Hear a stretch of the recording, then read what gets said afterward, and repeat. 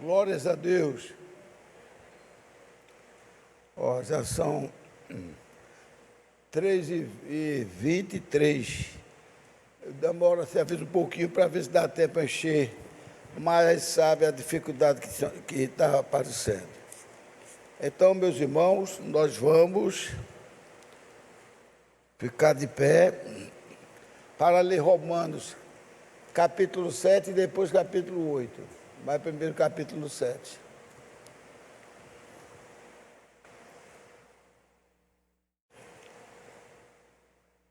Romanos, capítulo 7, versículo 18 ao 25.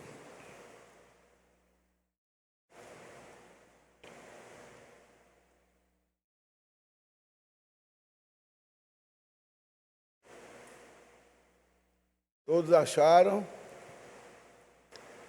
Já vou começar meio atrasadinho aqui por conta, mas já dá para fazer, né? Porque a gente sabe que é dificuldade de trânsito. Então, o versículo 18. Porque eu sei que em mim, isto é, na minha carne, não habita bem algum, e com efeito o querer está em mim. A vontade de fazer o bem está nele, Paulo dizendo. Mas não consigo fazer o bem, porque não faço o bem que eu quero, mas o mal que eu não quero. Isso acontece com todos nós. Ele diz, esse eu faço. Ora, se eu faço o que não quero, já não faço eu, mas o pecado que habita em mim. Não existe nenhum santo. Acho então esta lei em mim, que quando quero fazer o bem, o mal está comigo. Porque segundo o homem interior, tenho prazer na lei de Deus, mas vejo nos meus membros outra lei que habita contra a lei do meu entendimento e me prende debaixo da lei do pecado que está nos meus membros. Miserável homem que eu sou, quem me livrará do corpo desta morte? Dou graças a Deus por Jesus Cristo, nosso Senhor. Assim que eu mesmo, com entendimento, sirvo a lei de Deus. Isso aí é que a gente todos nós fazemos. Com entendimento, servimos a lei de Deus. E com a carne, a lei do pecado.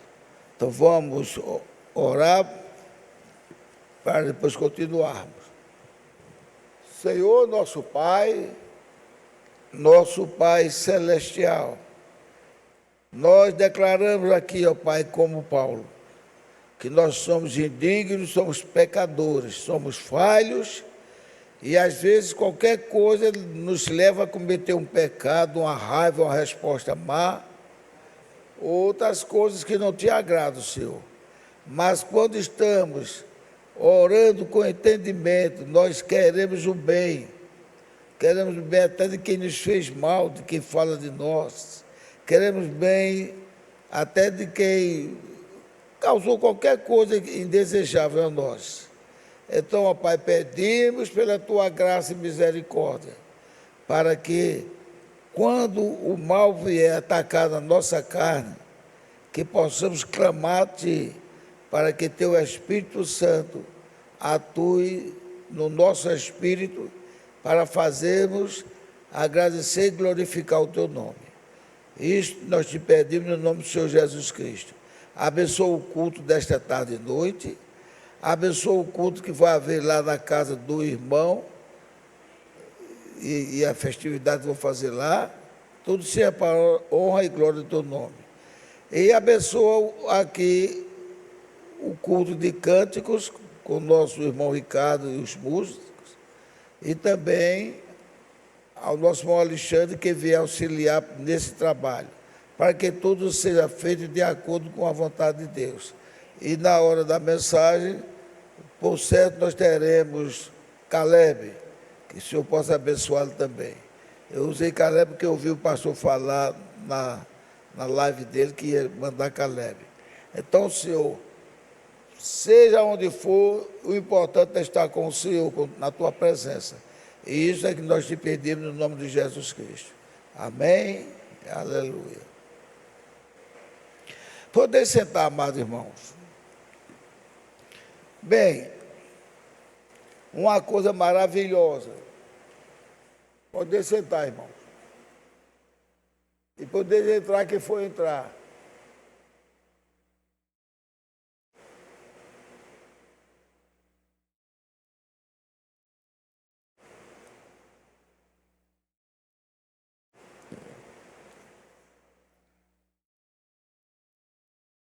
Uma coisa maravilhosa que nós aprendemos aqui com Paulo, no capítulo 7 de Romanos. Hoje vai ser 7 e 8 os capítulos. É que ele mostra aqui para todos nós, a partir do versículo 25, ali a partir do versículo 18 ao 25, que ele é ciente, ele sabe, como todos nós sabemos, que nós não somos bons. Bom é só um, que é Deus.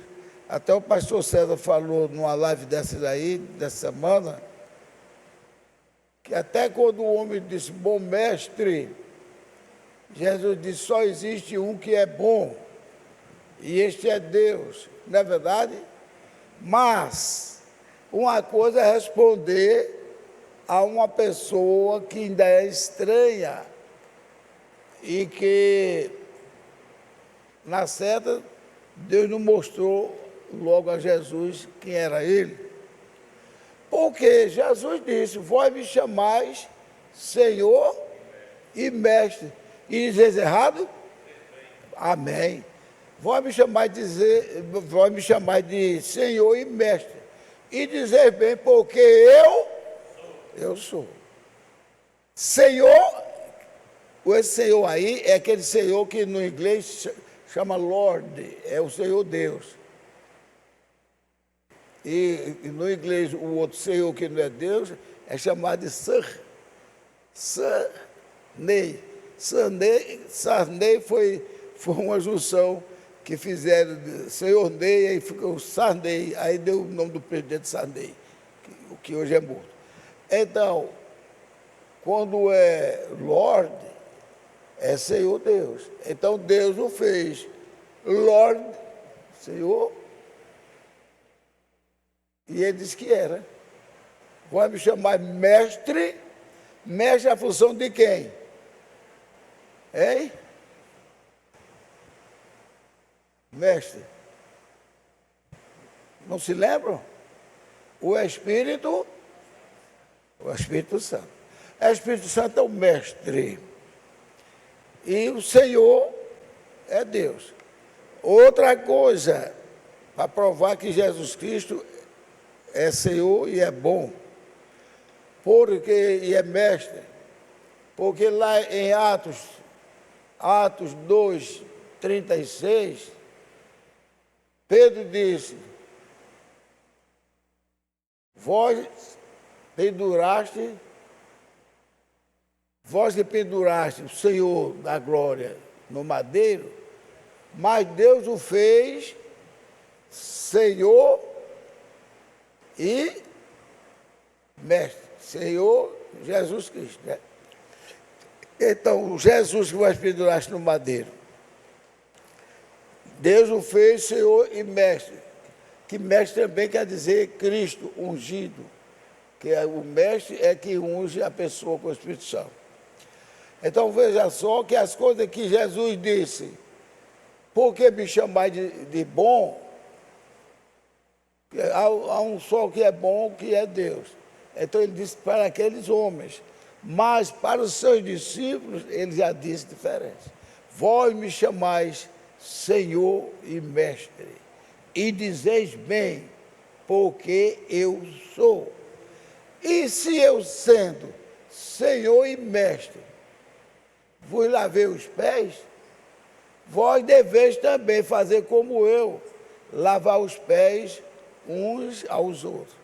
Em outras palavras, Jesus está nos ensinando a sermos humildes, porque nós não somos nada, nós não somos bons. Então nós temos que ter humildade, porque junto a nós, no nosso derredor, está o inimigo. Ao nosso redor está o anjo do Senhor, mas ao nosso derredor está o inimigo. É como se tivesse aqui um grande centro de louvor, de glorificação, e ali cercado por uma cerca de anjos, para que todos nós ali estamos abençoados e protegidos ali dentro, não é verdade? Agora, quem passar da cerca do anjo, tem um monstro, um animal maldito, que como um leão, quer nos dragar. Então ele fica no nosso derredor. Ele ficando no nosso derredor, ele não pode invadir o grande acampamento onde estão os filhos de Deus. Estão entendendo? O diabo não pode entrar ali. Agora, quem está lá dentro tem liberdade, se quiser. Isso aí. É por isso que quando caímos numa tentação, devemos pedir perdão a Deus. Porque ninguém mesmo, mas pode dizer, eu não pude resistir à tentação. É um negócio, é como se fosse uma filha de anjos, dando as mãos, que por aqui ninguém passa, cercando, lá dentro é o louvor, é a bênção do nosso Deus, mas depois daquela figura dos anjos, tem os malditos adversários, são os demônios. E os demônios que já estiveram no céu também, ele conhece. Deu vacilo, eu tenho direito a pegar. E o irmão Brana disse, Deus não deu direito ao diabo não, ao demônio não, mas Deus, o irmão Brana diz que o diabo tem direito quando alguém sai do arraial de Deus. Porque o diabo não pode entrar no arraial de Deus. Ele pode tentar fazer qualquer coisa. Veja como as coisas são importantes e que às vezes a gente não presta atenção de determinado livro ou determinado servo de Deus, que Deus atuou nele de maneira tal para a gente conhecer como é a mente de Cristo. Jó, né, irmão Fernando? Jó é um grande exemplo para isso, né? Jó fez algum mal ali? Não fez.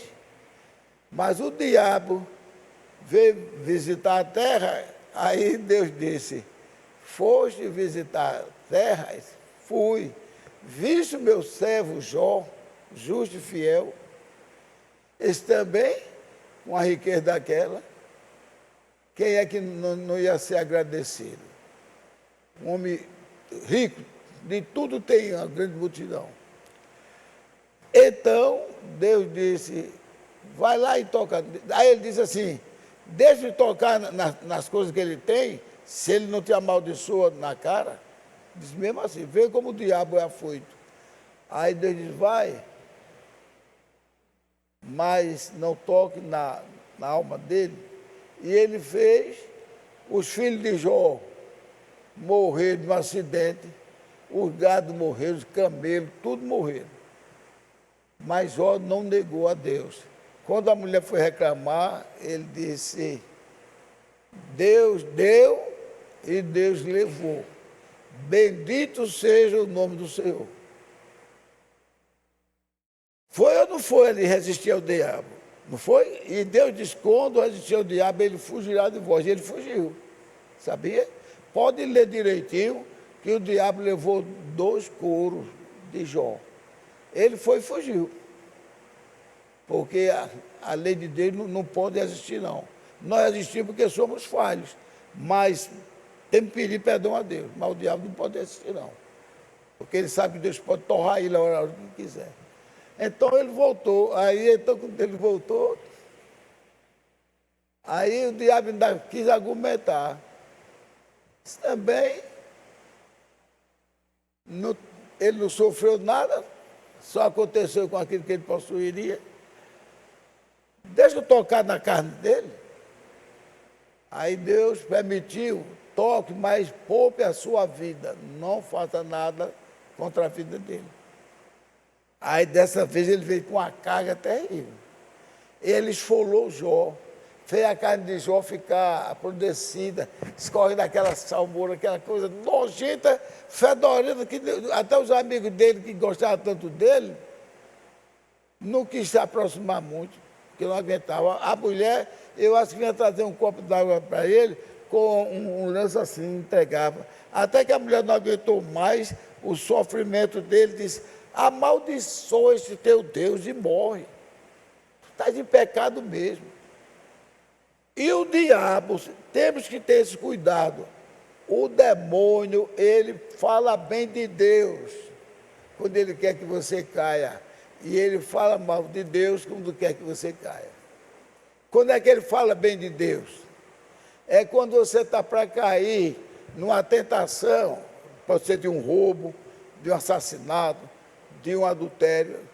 Aí ele não, mas eu estou gostando muito, eu estou apaixonado por ele, eu estou apaixonado por ela, mas eu sou um crente, eu sou uma crente. Aí o Satanás diz assim, ó, ele perdoou Davi. Porque ele não pode perdoar, tu és um homem tão fiel a ele.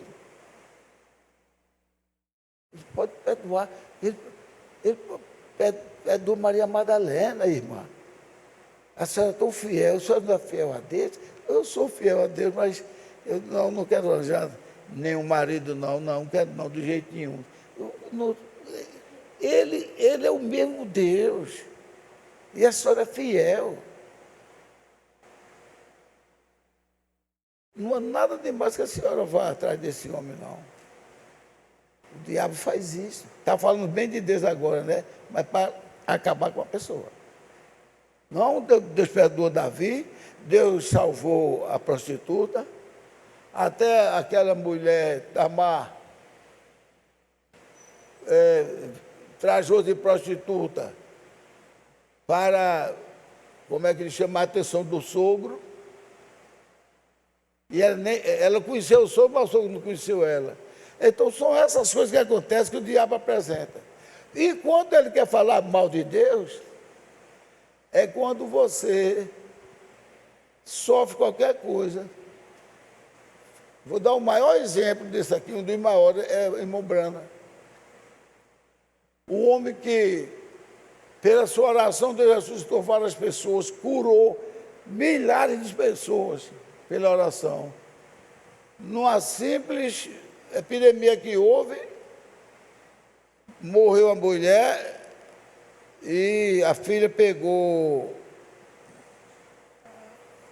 esqueci o nome da doença. A tuberculose foi a mulher, e a menina foi meningite. Foi meningite. Então, ele não ia falar mal de Deus ali, não, ele ali, não era o irmão Branco cair numa tentação de cometer pecado, era o irmão Branco cair na tentação de achar que Deus não ligava para ele, Deus tinha sido injusto para ele sendo um fiel justo. Aí então chegou e disse para o irmão Branco, ele sabe, e Satanás também sabe que é um espírito, ele sabe como você é fiel. Quantas pessoas curou? Até houve ressurreição. Quantas pessoas que você orou e botou a mão, e por que ele não curou a mulher dele e a filha dele? Ia dizendo coisa, lembra daquele tal lugar, assim, cada vez ele ia se lembrando para o irmão Brando escutando assim, já estava quase dando razão a ele. Mas Deus vem ao nosso socorro na hora que a gente precisa. Aí então o que foi que o irmão Branda disse? Que já estava quase cedendo a Satanás para querer culpar Deus. Aí lembrou da expressão de Jó. Aí disse, Deus deu e Deus levou. Bendito seja o nome do Senhor. E disse para a filhinha dele, filhinha, breve estaremos juntos vendo você lá na glória. Aí o Satanás saiu logo dele, mas saiu imediatamente, porque resistir ao diabo e ele fugirá de vós. Essa expressão de Jesus Cristo é para que a gente tenha a garantia que Satanás não tem força nem poder sobre nós, se nós soubermos resistir. Que Deus tenha misericórdia de mim, tenha misericórdia de todos nós, porque às vezes essa carne é tão miserável que faz a gente esquecer da misericórdia de Deus. Então ele fugiu. Pois ia passando, está vendo aí? Não pensa assim que a pessoa é pastor, está livre disso, não. Ia passando um pastor. Quem sabe até falar até que o irmão Breno era fanático, sei que lá. Aí quando soube da morte da mulher dele, que ia estar lá no necrotério, e nem sabia que a filha também estava mal, aí, irmão Brana, aí ele virou-se assim, olhou e disse, você ainda sustenta essa sua religião? Porque ele sabia dos grandes milagres que Deus fez através do irmão Breno. Você ainda sustenta esta sua religião? O irmão Breno olhou para ele e disse, não, eu não sustento essa religião, não. Ela é quem me sustenta. Porque a religião do irmão Breno, como a religião nossa, não é religião criada pelo homem, não. É a palavra de Deus que vai nos transformar, vai nos fazer pedir perdão pelos nossos pecados e confessar nossos erros, mas dizer, eu estou com Jesus Cristo e eu sei que eu vou ser salvo por Ele, porque Ele morreu, fez um sacrifício para me salvar. E aquela pessoa por quem Deus fez o sacrifício e abençoou e lavou seus pecados com o seu precioso sangue, Satanás não consegue tirar, porque já está escrito no livro da vida do Cordeiro. Entendendo bem, entendeu? Então ele tem armadilha, Satanás. Para um ele fala bem que Deus não vai cobrar, vai lembrar Davi, vai lembrar a Raabe, lembrar outras prostitutas, lembrar aquela que jogaram nos pés de Jesus. Como que ele diz, o que tem para se dar uma saidinha? Seu corpo está necessitado. E é nisso aí que muitas vezes nós falhamos.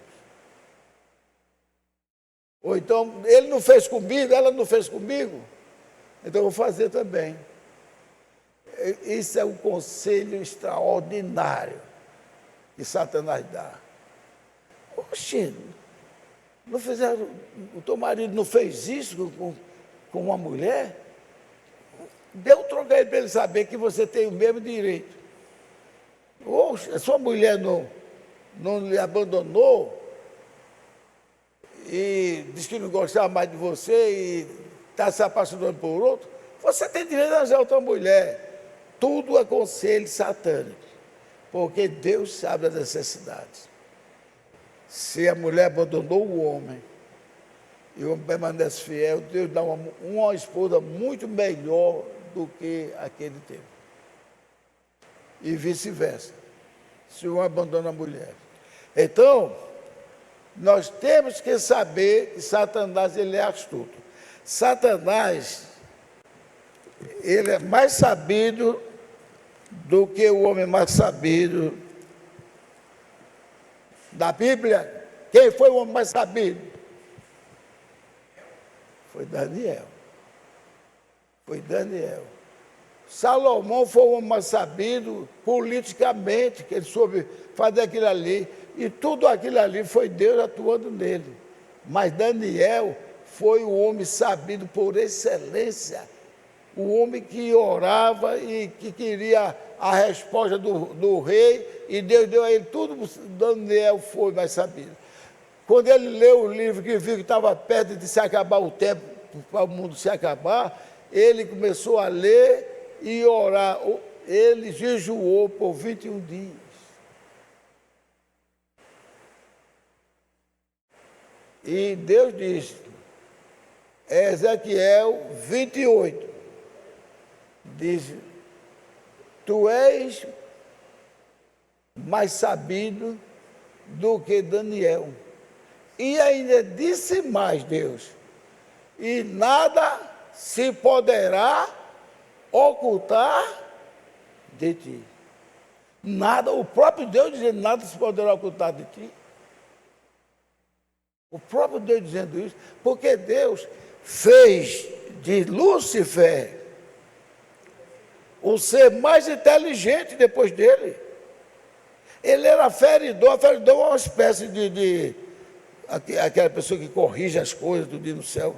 Era superior até aos outros querubins.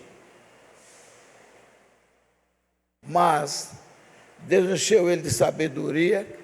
Ele habitava num lugar que era maravilhoso e bonito, cheio de pedras preciosas, andava sobre pedras afogueadas, sabia de tudo. Ele sabia da ciência que Deus fez, tudo ele sabia. O que ele não sabia era aquilo que Deus não quisesse que ele soubesse. Como o irmão Branco disse que ele não sabia que nós éramos os predestinados. Ele veio a saber depois do nosso testemunho, mas ele não sabia.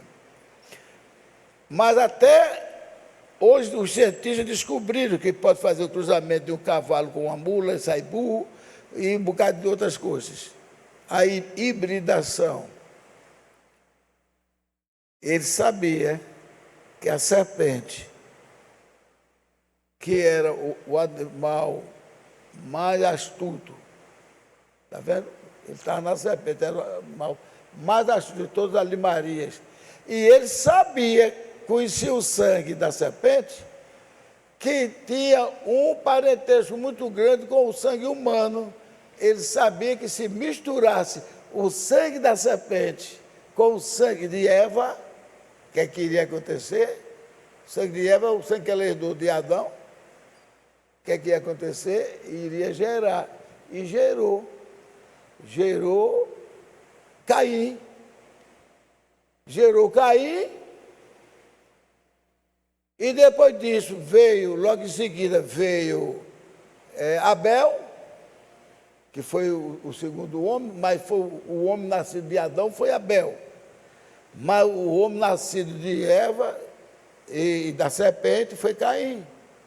Mas já nasceu com o sangue, com a carne pecaminosa.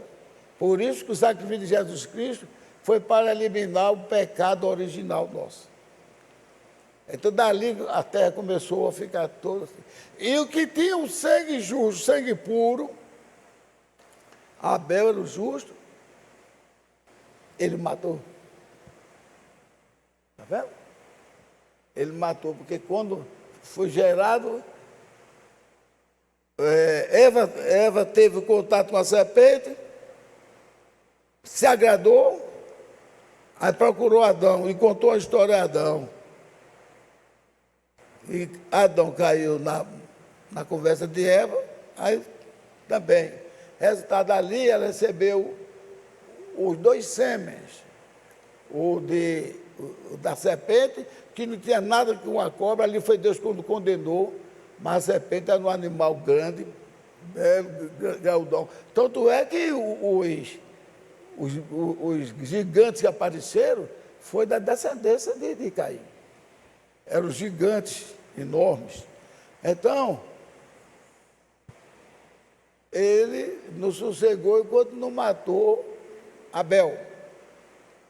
Abel ofereceu o sacrifício correto, porque Abel, por fé, sabia que quando os pais dele foram expulsos, foi feita a cobertura com a pele de carneiro e o sangue do carneiro estava escorrendo pela perna deles assim. E quando chegou o tempo de oferecer sacrifício, 20 e tantos anos depois, que um era agricultor, outro era pastor de ovelhas, o pastor de ovelha pegou um cordeirinho e pegou uns gravetos, imolou o cordeiro com um pedaço de pedra pontiaguda, e ali acendeu fogo e ofereceu a Deus. E Caim, olha aí, que a gente não deve se envolver pela beleza. O que foi que aconteceu com Caim?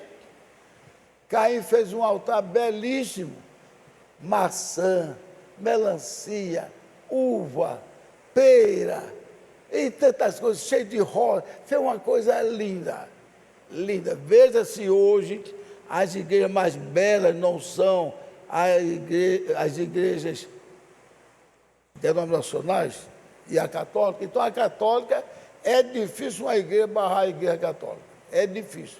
É cada uma mais bela do que a outra. Então, o altar de Caim foi belo. Foi aquela beleza toda. Eu até fiz uma inferência, não me lembro disso, que Caim deve ter cruzado os braços assim, viu, irmão Fernando? Que coisa fez, não está oferecendo ao nosso Deus? Sangrar um pobrezinho de um carneirinho, ó, sangrou, furando a goela do carneirinho, com a pedra pontiaguda, o sangue descendo. Aí ele pegou, matou o carneirinho, deitou em cima dos gravetos e tocou fogo. Ele dizia aquilo, oferecendo aquilo a Deus. Ele olhava assim para Abel oferecendo e olhava aqui para o dele. Eu vou ver agora o que é que Deus vai fazer do meu. O meu está belo, está cheiroso. As abelhas estão chegando pelo cheiro das frutas. E pousar nas flores. Aí o fogo consumiu. Cadê o dele? Deus nem se apresentou. Ele ficou odiando. A natureza dele é odiar. Ele ficou odiando. Aí só sossegou quando matou Abel. Aí Deus chegou e disse para ele: onde está teu irmão Abel? Porventura sou eu, guardador do meu irmão? Aí Deus disse: mas o sangue dele que tu derramaste está clamando por justiça. O sangue dele justo. Ainda disse assim: o sangue puro e justo dele que tu derramaste, a terra está clamando por justiça. Então Deus diz assim: por que caiu o teu semblante? Se fizeres o bem, não teria aceitação para ti? Se fizeres o bem? Aí o pessoal pensa nisso aí, que Deus ofereceu a Caim uma redenção. Como é que Caim, em forma de espírito, foi condenado lá na glória e cuspido do céu para a terra? Como é que agora Deus, depois que estragou a natureza toda, o pecado, a morte, agora ia oferecer a Caim? Olha, nunca escutem isto não. Quando alguém falar, ore. Algum irmão esteja pegando isso aqui, porque isso não é verdade. Não é verdade. A verdade é que Deus já tinha marcado ele para que ele fosse, como é que diz, no final ser humilhado pelo que ele fez. Então ele não oferece. Se fizer, ou seja, a expressão no se fizeres é uma expressão condicional. Ele quer dizer, se fizeres o bem, aquilo demonstra que Deus disse para Caim, quando ele não era Caim, quando ele era Lúcifer, Deus disse: se fizeres o bem, terá aceitação para ti. Porque ele sabia fazer tudo lá no céu. Ele era o contador de Deus, vamos chamar assim, nós fazemos expressão. Ele era feridor. A feridor é a mesma coisa de supervisor. Mas ele estragou tudo. Se fizeres o bem, não terá aceitação para ti. Mas como é que ele ia fazer? Que a natureza dele era do mal. A natureza carnal é do mal. Paulo disse aí: miserável homem que sou, o bem que eu quero fazer o bem, mas eu não faço. O mal eu não quero fazer, mas eu faço. Eu não suporto que ninguém pise no meu calo. Que eu quero me vingar, quero fazer aquilo outro. Depois mais tarde está orando a Deus. E Deus tem misericórdia. Mas Ele está esperando que a gente um dia não ligue para aqueles sofrimentos. Mas ligue, eu sou servo de Deus, sou filho de Deus. Eu devo orar por aquele que me persegue. Eu devo dar alimento, se precisar, daquele que me roubou, que me fez o mal. Então é isso que nós devemos fazer diante de Deus. Paulo diz aqui claramente isto. Veja só, meu Deus. Que coisa tremenda. Ó, chegou a dizer isto. E diz também aqui, Paulo, o próprio Espírito testifica com o nosso Espírito que somos filhos de Deus. Coisa, não sou filho de Deus, não devo agir assim. Então, o pecado que você cometeu, eu já disse aqui, vou dizer, é como uma mãe que tem um bocado de filhinhos e às vezes estão anegando, quando ela vê que um sai do eixo, ó, tome a tabicada que é para ele aprender a se comportar. Mas vai alguém acusar o filho dele? Não, ele é meu filho. Você não tem direito não, que ele é meu filho. Nós somos filhos de Deus. Amém?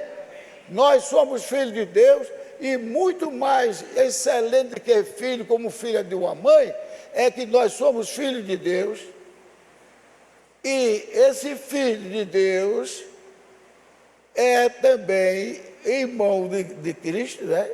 Irmão de Cristo. E com quem foi que Abraão se casou? Com quem foi? Em parentesco. Com quem foi que Abraão se casou? Não se lembra, não? Não? Qual foi o nome da mulher de Abraão? Sara. Ela era o que de Abraão?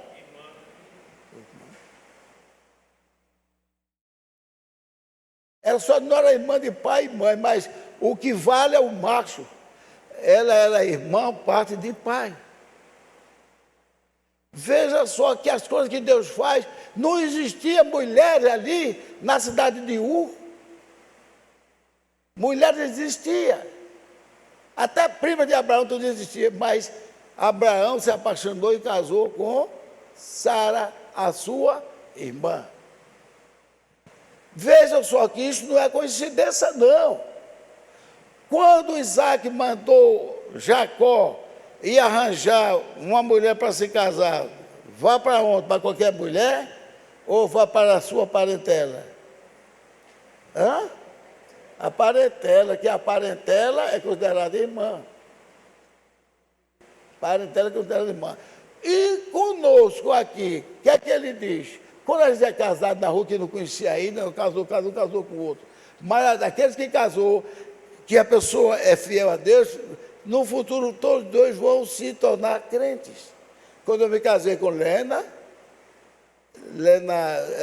sempre assim a gente se conhece desde que era um garoto, principalmente eu conhecia ela. Ela era crente, mas não era crente mais ou menos assim. Aí quando eu apronta o menino para ir, vai, um dela eu estava com tanta raiva que ela disse, vai, Helena, apronta esse menino para não chegar atrasado. Vai lá, leva teu menino para teu profeta. Eu assim, vai, leva teu menino para teu profeta. Por coincidência, fazia umas 2 semanas que o pastor César tinha dito um exemplo do irmão Brana, que diz, minha mulher fica com o cão no couro e eu expulso, sai Satanás, ela fica pior. Aí o irmão Brana disse, não faça assim, ore por ela. Ele orou com 2 semanas, irmão Brana, que coisa maravilhosa, minha mulher se tornou crente e está me amando mais e mais. E com pouco tempo também, chegou Lena e também, não sei nem se ela chorou, que era fácil de chorar, e entregou nos pés de Jesus. Então, gente, e quando não acontece isso, qualquer coisa, mas a Bíblia diz, pode não fazer parte da noiva, mas faz parte da salvação. O homem crente salva a mulher não crente. A mulher crente salva o homem não crente. Mas também Paulo diz, quem sabe a mulher se salvará teu marido, ou quem sabe o homem salvará a tua mulher. Então, todas as coisas têm o sim e tem o não.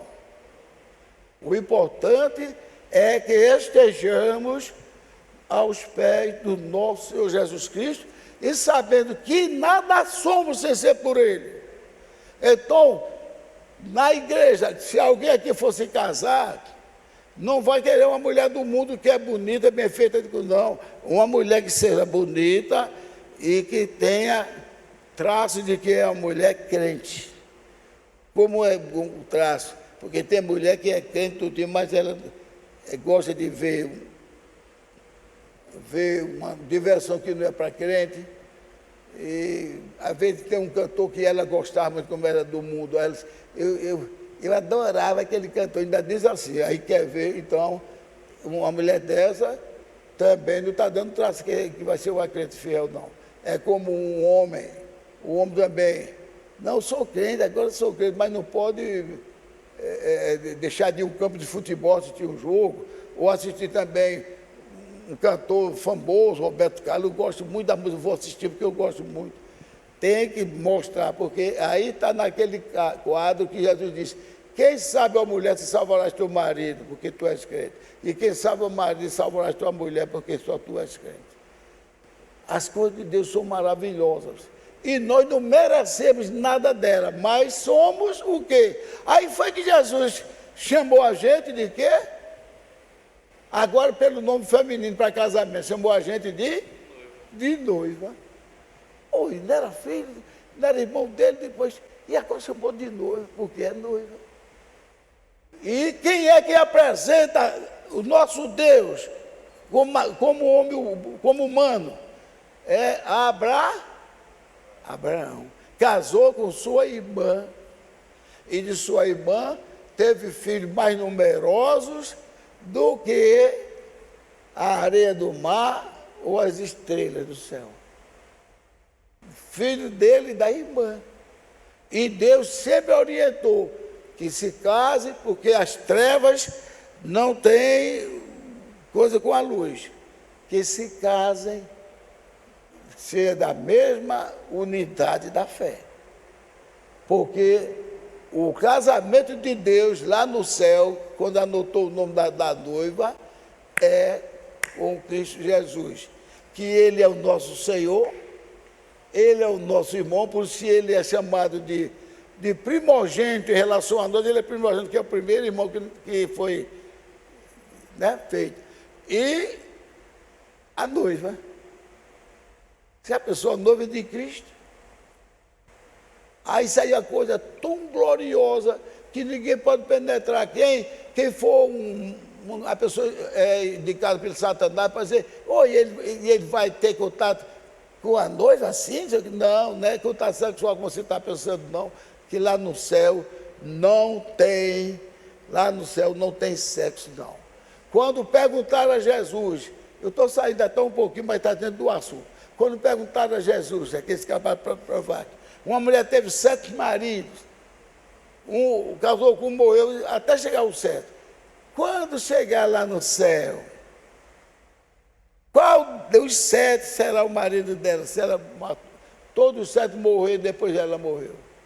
Aí Jesus disse: no céu não se dá em casamento. Todos são como os anjos. Não tem grandes sensuais. A família vai morar junto, mas nenhum pensando em sexo. Aí ele disse: mas só quem entra lá é o povo de Abraão, Isaque e Jacó. O povo de Abraão, Isaque e Jacó disse: porque Deus é Deus dos vivos e não dos mortos. Amém? Então aquela família toda vive de um sangue só. Isaque, Abraão e Jacó. Abraão o pai, Isaque o filho, o Jacó o neto, e assim, mas que todos são chamados de irmãos perante Cristo. Isso é uma coisa maravilhosa. A nossa família é uma família real. A nossa família é uma família gloriosa, que vai louvar e glorificar e exaltar o nome do Senhor. Veja o que aconteceu com Saul. Ele ouviu do pai que não deveria casar com aquelas mulheres cananeias, e ele, arrogante, de uma maneira arrogante, esdrúxula, ele casou, foi com 2 cananeias. O que foi que ele produziu? Um bocado de endemoniados. E às vezes a turma quer proteger, acusar Jacó e proteger Saul. Se Jacó fosse o culpado, ele não seria abençoado. E Saul teria sido enrolado, então cairia um castigo tremendo para Jacó. E Esaú seria aceito por Deus e abençoado. Esaú não é Esaú. Jacó e Esaú. Mas não, quem cometeu, entre aspas, um pecado foi Jacó. E quem foi abençoado? Jacó. Nós somos abençoados em quê? Em Jacó. Ou seja, Deus permitiu que assim como o mal veio conosco no casamento, na filiação, mas o sangue de Jesus Cristo nos lavou e purificou de todo pecado. Agora mostre uma descendência de Esaú. Mostre uma descendência de Esaú que foi salva. Deus ficou com um ódio tão grande de Esaú, que ele disse que odiava Esaú e toda a sua descendência, até no vizinho. Esqueci agora, o livro Finais, antes de chegar ao Novo Testamento, mostra que Deus tem um ódio eterno dos descendentes de Esaú. Entendeu? Descendente de Esaú. E como é que Deus ia ter Jacó como ladrão e dizer: o querido de Jacó, o amado, chegou a dizer: não foi Jacó irmão de Esaú? Como que diz, o Esaú não é quem teria o direito da primogenitura, mas eu amei a Jacó e sua descendência, e odiei Esaú.